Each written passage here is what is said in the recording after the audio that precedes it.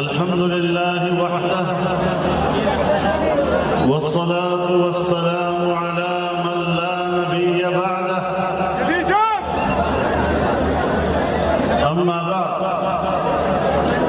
فأعوذ بالله من الشيطان الرجيم بسم الله الرحمن الرحيم ما كان محمد أبا أحد من رجالكم ولكن رسول الله وخاتم النبيين صدق الله العظيم. جناب صدر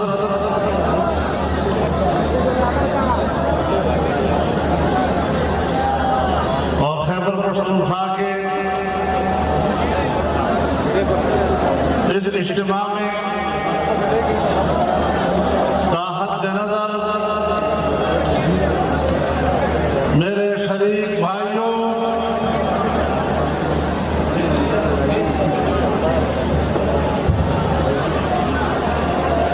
میں آپ کو مبارکباد پیش کرتا ہوں کہ آپ نے اپنے جلسوں کا ریکارڈ خود ہی توڑا ہے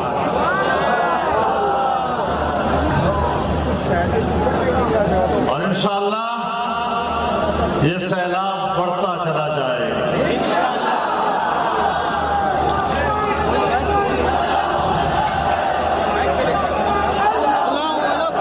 آج مجھے یوں محسوس ہو رہا ہے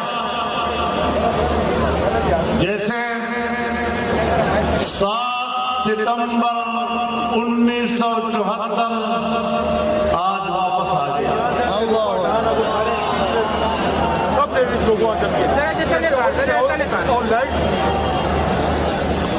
میں نے وہ ماحول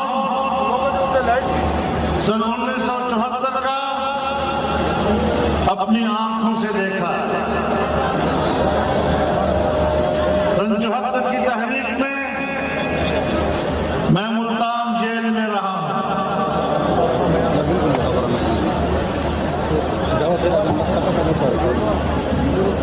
آج جب ہم اس دن کو یاد کرتے ہیں تو ہمیں آج مل کر اس تحریک کی قیادت کو حضرت شیخ محمد یوسف بنوری کو، مفکر اسلام، مفتی اعظم مفتی محمود کو، علامہ شاہ احمد نورانی کو، مولانا غلام غوث ہزاروی کو، مولانا عبدالحق اکوڑا کو، ان کے رفقاء کو اور ان کے ساتھ جناب پروفیسر غفور احمد کو، خان عبدالولی خان کو، نواب زادہ نصر اللہ خان کو، جناب چودھری ظہور الہی کو، ان کا تعلق ہو حزب اختلاف سے تھا اور علماء کی یہ قیادت اس تحریک کی قیادت تھی، لیکن پارلیمنٹ کی قیادت کرتے ہوئے میں آپ کی طرف سے وہ خراج تحسین ذوالفقار علی بھٹو کو بھی پیش کرتا ہوں، مولانا کوثر نیازی کو بھی پیش کرتا ہوں، عبدالحفیظ میرزادہ کو بھی پیش کرتا ہوں، یحییٰ بختیار کو بھی پیش کرتا ہوں، جن کی اجتماعی سوچ نے، اجتماعی فکر نے، اجتماعی جدوجہد نے اس وقت قادیانیت کے فتنے کو ہمیشہ کے لیے دفن کر دیا تھا. میرے محترم دوستو، جب بات ختم نبوت کی آتی ہے تو لوگ کہتے ہیں یہ تو محض ایک مذہبی مسئلہ اور ہماری دنیا میں جہاں اسے ایک نارمل قسم کا عنوان قرار دیا جائے۔ میں کہتا ہوں ختم نبوت سیاسی عنوان ہے۔ جناب رسول اللہ صلی اللہ علیہ وسلم نے فرمایا کانت بنو اسرائیل تسوسهم الانبیاء كلما هلك نبي خلفه آخر ولا نبي بعدي وسيكون بعد الخلفاء۔ رسول اللہ صلی اللہ علیہ وسلم نے فرمایا کہ انسانی معاشرے کے سیاسی نظام اور اس کی تدبیر و انتظام انبیاء کے ہاتھ میں ہوا کرتا تھا۔ بنی اسرائیل کے انبیاء سیاسی نظام ہاتھ میں لیے تھے۔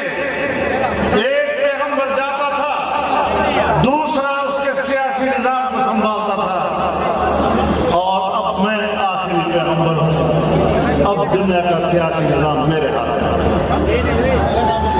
اب بتاؤ ختم نبوت سیاسی عنوان ہے یا نہیں؟ اور تمام انبیاء کا عنوان ہے یا نہیں؟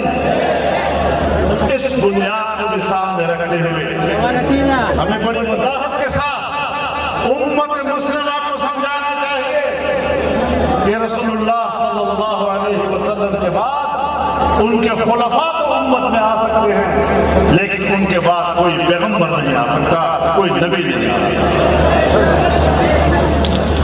میرے محترم دوستو، آج مجھے ایک شکایت ہے،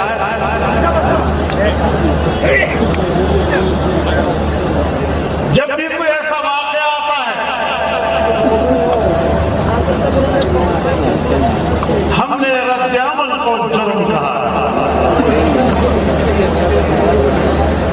فلاں نے قانون ہاتھ میں لے لیا ہے، اس نوجوان نے قانون ہاتھ میں لیا ہے۔ میں سوال کرنا چاہتا ہوں کہ جو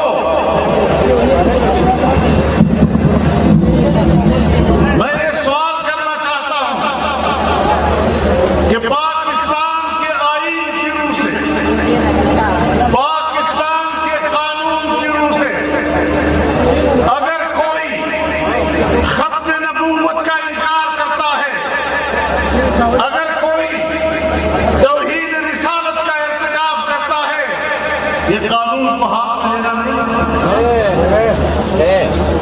اس کو جرم کیوں نہیں کہا جاتا؟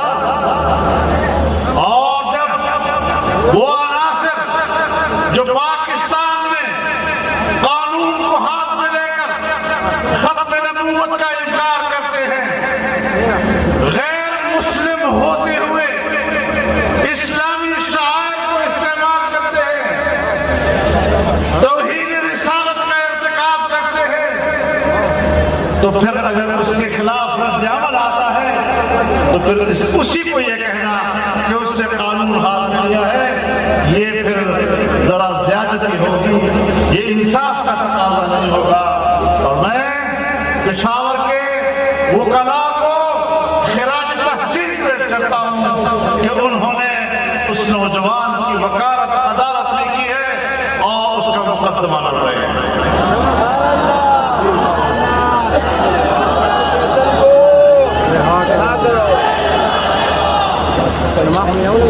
میرے محترم دوستو، میں اس سے آگے جانا چاہتا ہوں۔ میں پاکستان کی ریاست کو جھنجھوڑنا چاہتا ہوں۔ ابھی چند دن ہی ہوئے ہیں، برطانوی پارلیمنٹ کے 40 ارکان کی دستخطوں سے ایک انکوائری رپورٹ کے نام پر رپورٹ شائع ہوئی ہے،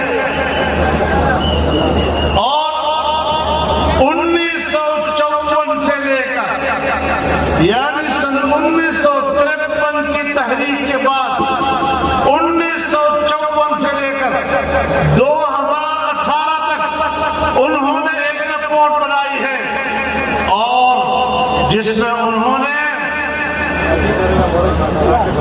قادیانیوں کو صرف مظلوم ہی نہیں کہا بلکہ پاکستان کی ریاست کو ذمہ دار قرار دیا ہے کہ اگر یہ لوگ مظلوم ہیں، ان کا دم پاکستان میں گھٹ رہا ہے، تو اس کی سرپرستی پاکستان کی ریاست کر رہی ہے۔ یہ اس برطانیہ کا ریاستی اور سلطنتی کردار ہے جس برطانیہ کی ریاست کے بارے میں خود قادیانی مرزا لکھتا ہے کہ میں انگریز کا خودکار کا پودا جو کل بھی انگریز کا خودکار کا پودا تھا، آج بھی برطانیہ اس کی آبیاری کر رہا ہے۔ اور ہم برطانیہ سے کہنا چاہتے ہیں کہ تمہاری حکومت بر صغیر پر تھی، تو میرے اکابر نے تمہارا بوریا بستر لپیٹ کر تمہیں اس زمین سے نکالا ہے اور تمہارے اقتدار کا سورج غروب کیا ہے، اور تمہارا ایجنٹ قادیانی جو نئی شریعت کا دعوے دار تھا، اسلام کے خاتمے کا دعوے دار بن گیا، جہاد کے خاتمے کا دعوے دار بن گیا۔ پھر آپ کے واقعات کو بھی ہمارے اکابرین نے دفن کیا، اور اب تم دوبارہ اپنے اس پودے کی آبیاری کر کے اپنی مٹی پلیت کرنے کی کوشش نہ کیا۔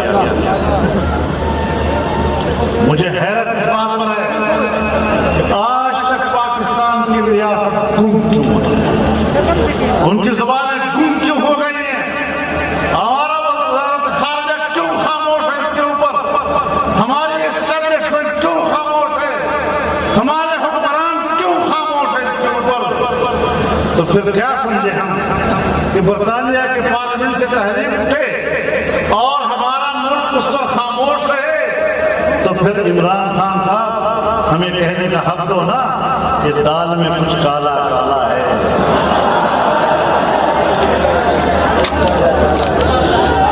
بلکہ دال سارا کا سارا ہی کالا لگتا ہے۔ نعرہ تکبیر! جو قادیانیوں کا یار ہے، جو یہودیوں کا یار ہے، جو یہودیوں کا یار ہے،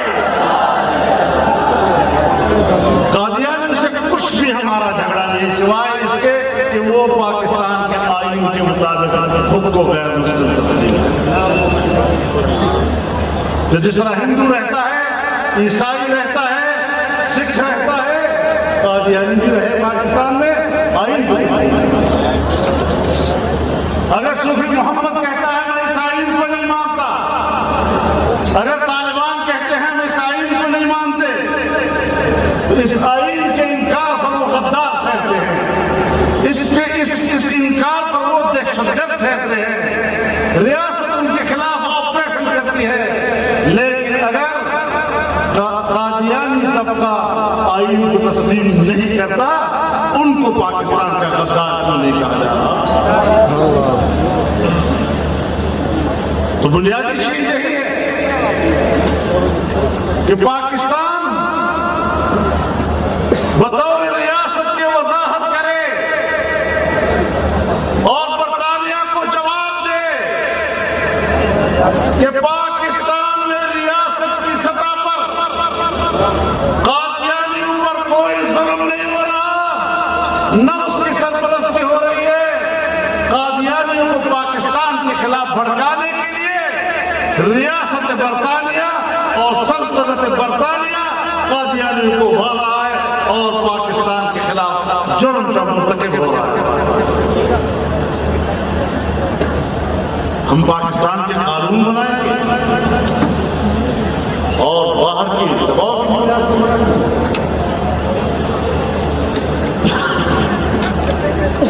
2 سال میں کوئی قانون سازی نہیں ہوئی، کوئی قانون سازی نہیں ہوئی 2 سال میں۔ ایک قانون سازی ہوئی ہے آرمی ایکٹ، جس میں باجوہ صاحب کی مدت ملازمت کی توسیع ہوئی، اور آج ایک قانون سازی ہو رہی ہے جو FATF کے دباؤ پہ ہو رہی ہے، اور ہماری پارلیمنٹ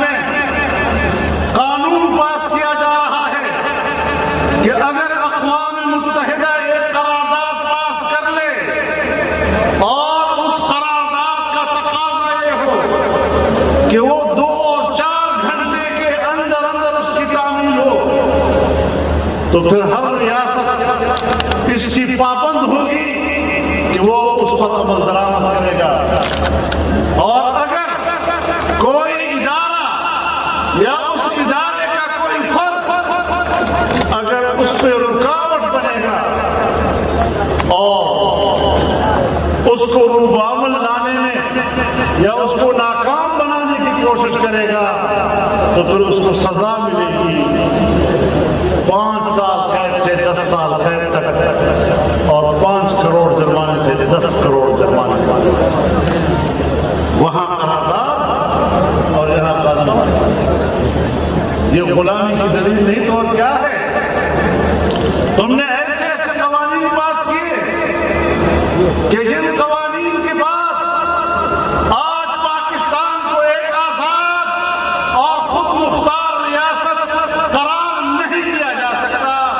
کل اگر اقوام متحدہ یا عالمی ادارہ قرارداد پاس کر لے کہ ناموس رسالت کا قانون انسانی حقوق کے خلاف ہے، اگر وہ قانون پاس کر لے یا قرارداد پاس کر لے کہ قادیانیوں کے غیر مسلم اقلیت قرار دینے کا قانون یہ انسانی حقوق کے منافی ہے اور ہمارے قرارداد پر عمل درآمد کرو، تو یہ سارا تیزی کے ساتھ جو قانون سازی ہو رہی ہے یہ ساری قانون سازی اسی کام کے لیے ہو رہی ہے.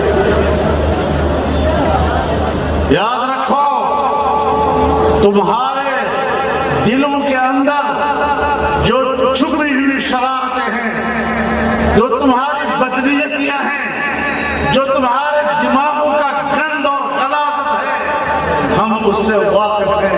اور میں آج تا حد نظر انسانوں کے اس سمندر میں اپنے کارکنوں کو اور نوجوانوں کو اور اپنے پشتونوں کو پشاور میں کھڑے ہو کر کہنا چاہتا ہوں کہ اگر کسی سطح پر بھی کسی بین الاقوامی دباؤ کے تحت قادیانیوں کے غیر مسلم اقلیت قرار دیے جانے کے قانون کو تبدیل کرنے کی کوشش کی گئی یا ناموس رسالت کے تحفظ کے قانون میں تبدیلی کی کوشش کی گئی تو انشاءاللہ یہ نوجوان گلی کوچے میں کٹ بنے گا لیکن ناموس رسالت پر تمہیں اس طرح کا خطاب کرنا نہیں.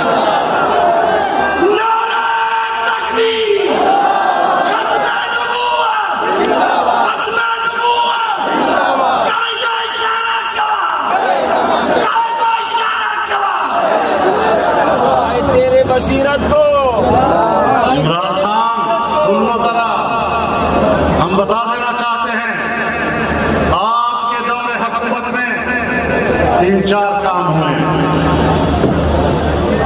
ایجنڈا ہر دور کے حکومت میں رہا، دباؤ ہر دور کے حکومت میں رہا، لیکن اس کو مقصد حکومت بنا کر جو تم لے کر آئے ہو ایک اس دور میں آپ نے توہین رسالت کے مرتکب ایک خاتون کو کتنے فخر کے ساتھ ملک سے باہر بھیجا. اگر وہ بری ہے اور گنہگار نہیں ہے پاکستان میں تم اس کو تحفظ کیوں نہیں دے سکتے؟ اپنے باہر کے آقاؤں کے پاس بھیج کر اس کو فخر بھی کر رہے ہو تو پتہ چلتا ہے نا کہ اس کے پیچھے کیا ذہنیت کا قادیانیوں کے مسئلے پر قادیانی نیٹ ورک ان 2 سالوں میں جتنا متحرک ہوا ہے پاکستان کی تاریخ میں نہیں ہوا. بین الاقوامی سطح پر متحرک ہوا ہے. مطلب ہے آپ کو کوئی ڈیوٹی دی گئی ہے نا، وقت آئے گا پھر آپ نے یہی کچھ کرنا ہے. لیکن سن لو ہم نے آپ کو ایسا نہیں کرنے دینا. ہم ہاتھ بھی نہیں مروڑیں گے انشاءاللہ، تمہاری گرد بھی مروڑ دیں گے انشاءاللہ. میرے محترم دوستو، نعرہ تکبیر قادیانیوں کے جو جان ہے.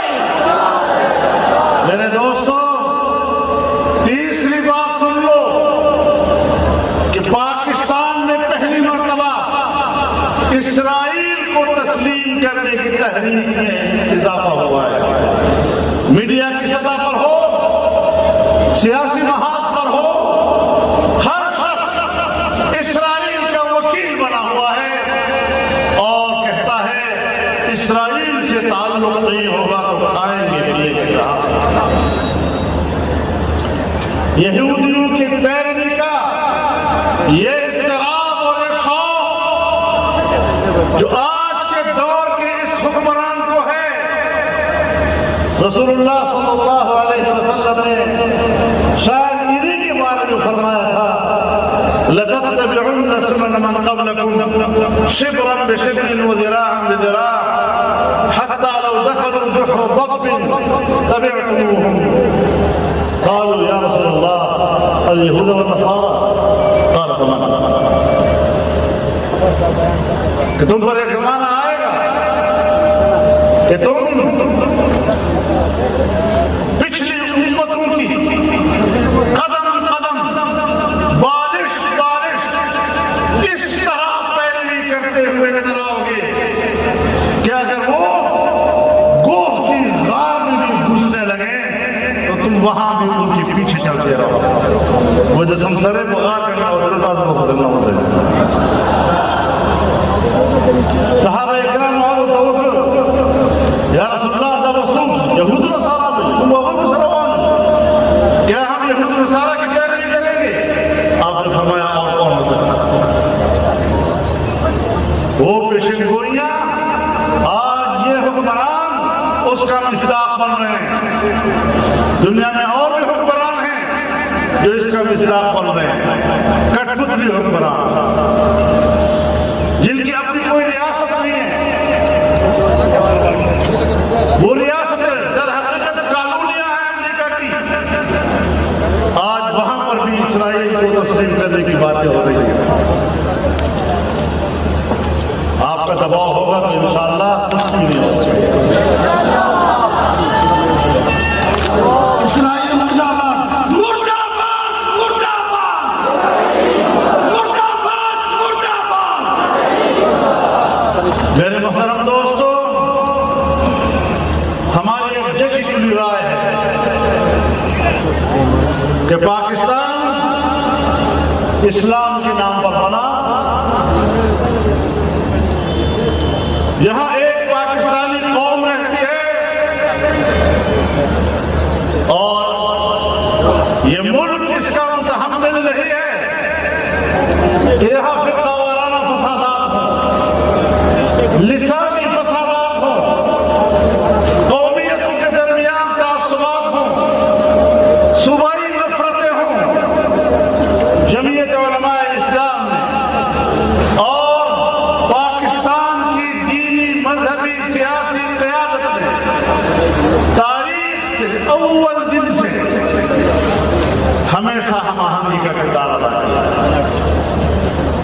پاکستان کی پہلی دستور ساز اسمبلی اس نے قرارداد مقاصد پاس کی، آج وہ آئین کا حصہ ہے، تمام مکاتب فکر اس پر متفق ہیں۔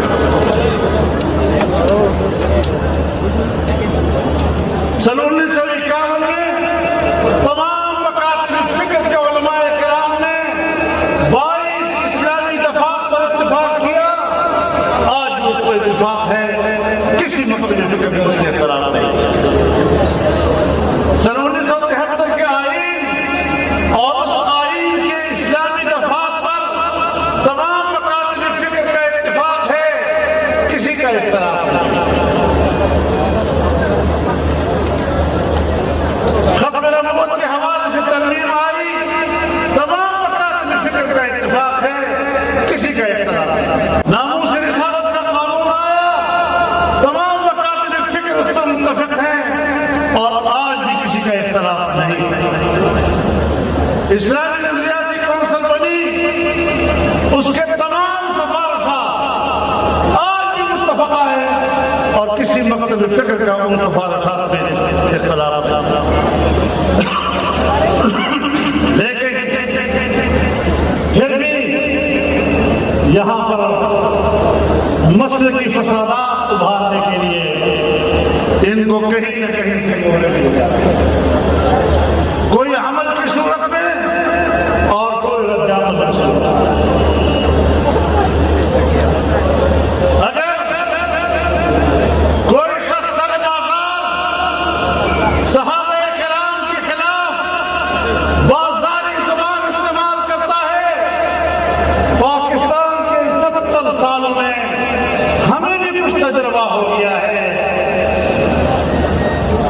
اس کے پیچھے کون کار فرما ہوگا؟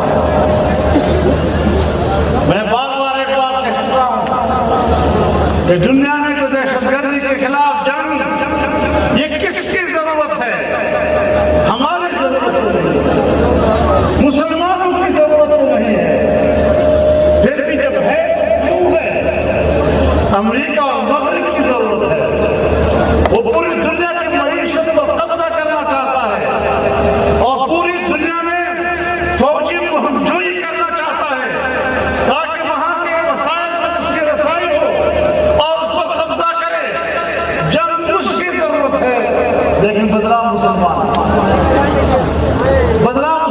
کا نوجوان پروپیگنڈا ان کے خلاف ہے۔ اسی طرح میں کہنا چاہتا ہوں کہ مشرق کی جنگ مکاتب فکر اور مختلف مسالک کی خواہش نہیں ہے، یہ ان کی ضرورت نہیں ہے۔ ہمارے معاشرے میں وہ عناصر موجود ہیں کہ جب سرکار چاہتی ہے، حکمران چاہتے ہیں، ہماری خفیہ ایجنسیاں چاہتی ہیں کہ ان کا سیاسی مفاد مسلکی تنازعات میں ہے، تو پھر وہ اس قسم کے تنازع کھڑے کرتے ہیں اور اس پر پیسہ بھی خرچ کرتے ہیں اور اس کے لیے وسائل خرچ کرتے ہیں اور چھپے رہتے ہیں۔ دامن پہ کوئی داغ، خنجر پر کوئی چھید، تم دست کرو ہو کہ کرامات کرو۔ لہذا ہم نے رد عمل دیا اور یہ رد عمل ہمارا حق تھا، اور ہم آج بھی کہنا چاہتے ہیں کہ کسی کے مقدسات کے خلاف ایسی زبان استعمال کرنا کہ جس پر رد عمل آئے اور بالآخر مسئلہ فسادات تک جائے، عمران خان کے مفاد میں ہے کہ لوگ مسلکی طور پر لڑیں، خون خرابہ کریں، ان کی دکانیں چمکیں اور سیاسی دنیا سے لوگوں کے ذہن ادھر ہو جائے اور پھر وہ آرام سے حکومت کریں اور ہم اور آپ آپس میں لڑتے رہیں۔ لہذا یہ جو آج آپ کا اجتماع ہے، یہ ایک سیاسی اجتماع ہے اور آپ دنیا کو پیغام دے رہے ہیں کہ ہم کسی کو بھی پاکستان کا آئین اور قانون ہاتھ میں لینے کی اجازت نہیں دے سکتے، اور جب آئین اور قانون کوئی ہاتھ میں لیتا ہے تو اس کے ساتھ مجھے کیوں لڑاتے ہو؟ ریاست کی بھی کوئی ذمہ داری ہے یا نہیں؟ وہ فوراً ہاتھ ڈالے اور اس کو کنٹرول کرے۔ نہیں کرو گے تو فساد ہوگا، تو فساد کا ذمہ دار کون ہے؟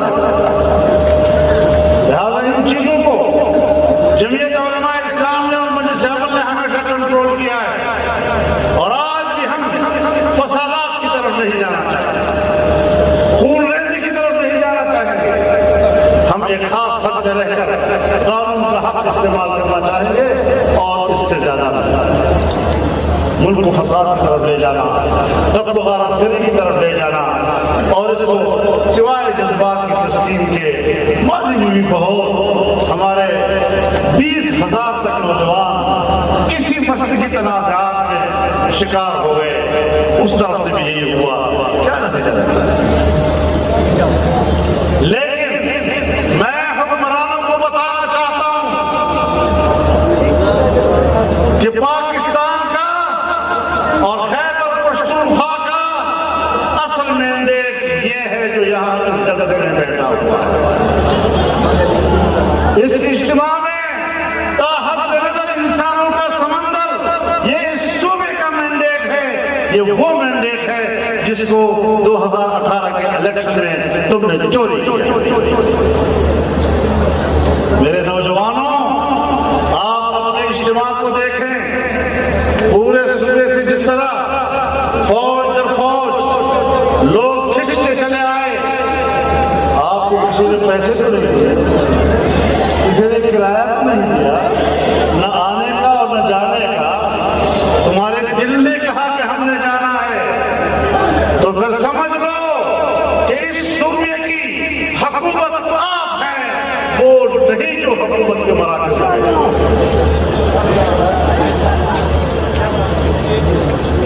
آپ آگے بڑھیں تو اسرائیل کو تسلیم کر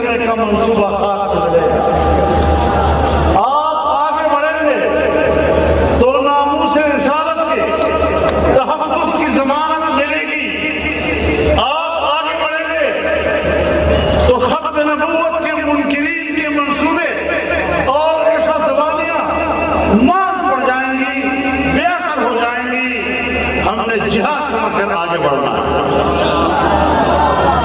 اپنی سیاسی حکومت کو بڑھانا ہے۔ یاد رکھیں، جب اسلام پر تکلیف آئے، جب ناموس رسالت پر حملہ ہوگا، جب ختم نبوت پر حملہ ہوگا، جب شعائر اسلام پر حملہ ہوگا، جب پاکستان کے نظریے پر حملہ ہوگا، تو نہ آپ کی اسٹیبلشمنٹ، نہ آپ کی بیوروکریسی، نہ آپ کے سیاستدان، نہ آپ کے جاگیردار اور سرمایہ میدان میں آئیں گے۔ یہ آپ کا کام ہے، آپ کا مقصد زندگی ہے، اور اس کے لیے آپ اس میدان میں تو تیار ہیں یا نہیں آپ لوگ؟ نعرہ تکبیر! لبیک لبیک! لبیک لبیک! مذہب دشمن حکمران نامنظور، مذہب دشمن حکمران، وطن دشمن حکمران، اسلام دشمن حکمران۔ ہم نہ اس ملک میں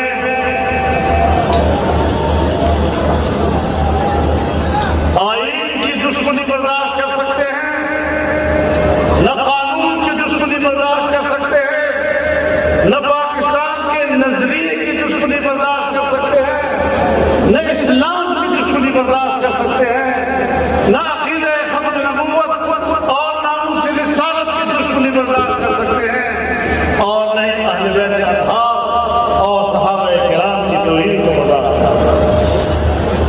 ہمارے معتقدات، ہم مسلمان تب ہیں جب ہم ہمارا ایمان تو آپ یہی سے ہدایات لیں گے، آپ کو ایک صحیح حقیقی اور پاکستان کے مقصد سے عین مطابق راستہ دیا جائے گا، رہنمائی دی جائے گی، اور انشاءاللہ دنیا بھر کی سازش ہوتے ہیں ان کو ہم شکست دیں گے۔ اسے پاکستان کے اداروں میں ہم بتا دیتے ہیں کہ یہ کام معنی کیا کرو، انسان بن جاؤ،